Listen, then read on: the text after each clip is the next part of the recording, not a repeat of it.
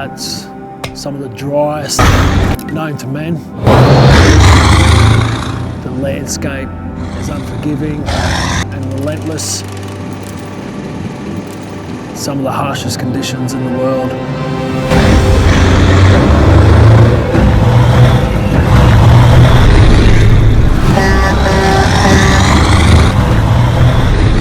Tough conditions breed strength, grit, determination.